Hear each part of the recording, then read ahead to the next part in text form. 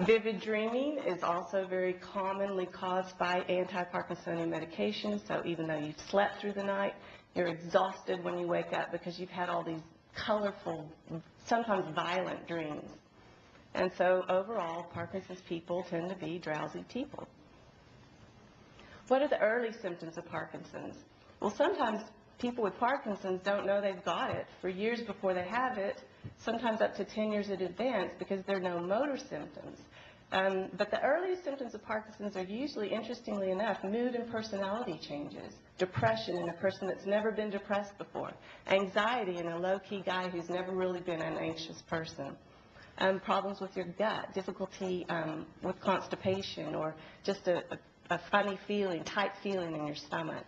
The facial masking we already talked about, loss of smell and taste. The smell is what mitigates taste. So if you can't smell, you're not going to be able to taste your food, and often that leads to weight loss, and people present to a doctor with unexplained weight loss. Softening of the voice and sleep problems. All of those begin fairly early in Parkinson's. Then, if you don't have enough to deal with your motor and non-motor symptoms, there's the complications of the medicines we give you. So you've got 3 sets of problems. 1, the motor symptoms of Parkinson's. 2, the non-motor that we've talked about. And 3, the problems associated with the medicines themselves. Some of these complications are called motor fluctuations. In other words, the drug, people say the drug works less and less. The drug stops working, levodopa stops working. But actually, the drug does keep working. It's just that your physiology and your brain changes. But what this leads to is it takes more and more drug to get the same effect. You have to take the drug more and more frequently. Sometimes when you take the drug, you become dyskinetic. Dyskinesia just means abnormal movement. It's like what Michael J. Fox has, the wiggles. On-off phenomenon, 1 minute you're on, medications are working fine, Parkinson's symptoms are controlled, the next minute you're off for no reason, just turn off. Also, the medications can cause hallucination, nausea, can drop your blood pressure so that when you stand up you feel dizzy. When people turn off, most newly diagnosed patients don't know what I'm talking about. The patients that have had Parkinson's for about 5 years might. When you're off, it can be a miserable thing. Your medications have worn off and you develop not just Parkinson's symptoms, tremor, rigidity, slowness of movement, but others like pain, paresthesias, weird tingling, sometimes drenching sweats or a feeling of being cold, shortness of breath. And I've even seen one patient that every time they turned off, they would belch uncontrollably. And often when you're off, you get these psychiatric features like extreme anxiety, extreme agitation, almost panic attacks. So your doctors try to work with you to smooth your course out so that you have as little off time as you can, but as much on time without dyskinesia. It's quite a balancing act. So what are some facts about Parkinson's disease? Well, it's not contagious. It will progress. It won't go away. There is no known cause or cure, although I think you're going to hear a bit of hopeful information about that today. It's not fatal. It doesn't kill you. In fact, these days, it doesn't even reduce life expectancy. It's the second most common neurodegenerative disease, second to Alzheimer's disease. The mean age for developing Parkinson's is about 63, although young people can get it, older people can get it, and there's a slight male predominance. There's a new case diagnosed in the world about every 9 minutes, so 2 people have been diagnosed already. And most cases are not hereditary, although we'll talk about that a little bit.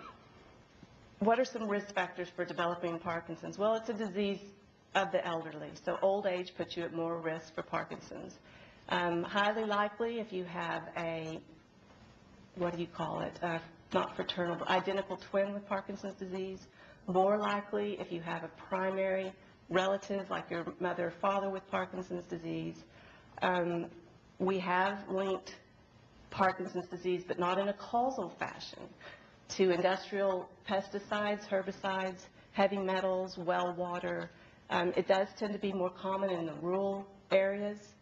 And we also know that repeated head trauma, like Muhammad Ali, pugilistica, banging the head a lot with boxing, can lead to Parkinson's disease. And there's some possible protective effects like smoking and heavy coffee consumption that we'll go into.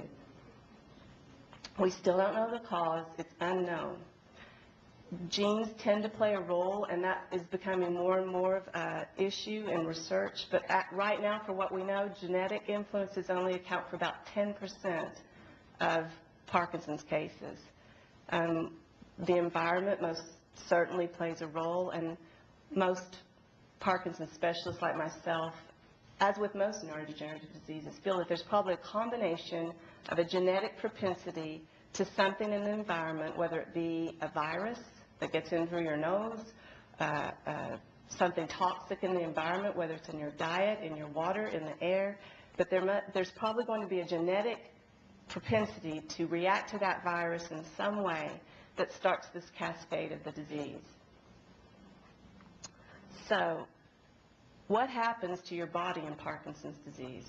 Well, deep in the brain, there's this area called the basal ganglia. It sits right here at the base of the brain and extends a little bit upwards. And within that, there's this area called the substantia nigra. This is the area of cells that actually make a very critical neurotransmitter called dopamine. It sends dopamine to other areas of basal ganglia, which then in turn sends signals to the cortex of the brain, which is this part of the brain. The brain up here then sends signals down to your spinal cord over here, and the spinal cord sends signals to your muscles. So if this is disrupted anywhere along this line, which is where Parkinson's disease is disrupted, but there are other disorders that disrupt it in other areas, then the signals don't hit the muscles, and you don't move properly. And there's also a little acetylcholine pathway in there, serotonergic pathways. It's not just dopamine, but dopamine is the main biochemical abnormality. This picture right here is of a normal, healthy midbrain. If you cut your brain through here, the stalk where the brain sits on the spinal cord is where the midbrain is. And this dark area right here is called the substantia nigra. It's got pigmented cells in it. You can see it under a microscope right here. And these healthy cells are full of dopamine. That's what the black part is. This lower part, this lower brain, is Parkinson's brain. And as you can see, there's a lot less pigmented cells in there. If you check that and look at it under a microscope, you hardly see any. So this is a Parkinsonian brain versus a normal brain. So with Parkinson's disease, there's marked dopamine depletion. Your cells are still making dopamine, but by the time you develop symptoms, 70 to 80% of them are already gone. In fact, most people can operate with about 50% of them gone, and you just don't know you've got Parkinson's disease. So this disease began a long time ago. If you're on day one of Parkinson's disease at diagnosis, your disease actually probably began 5 to 10 years ago, but you just didn't know you were losing the cells. The only reason I say that is because researchers like Dr. Song and I are very interested in trying to target that pre-symptomatic time where you're still making tons of dopamine to try to mitigate disease process right there before you ever develop Parkinsonian symptoms. So that's the area that research is very, very hot into right now. There are other neurotransmitters involved with Parkinson's, not just dopamine, norepinephrine, serotonin, acetylcholine. The brain sort of does a dance with proper balance of all those neurochemicals. You move normally. If one of them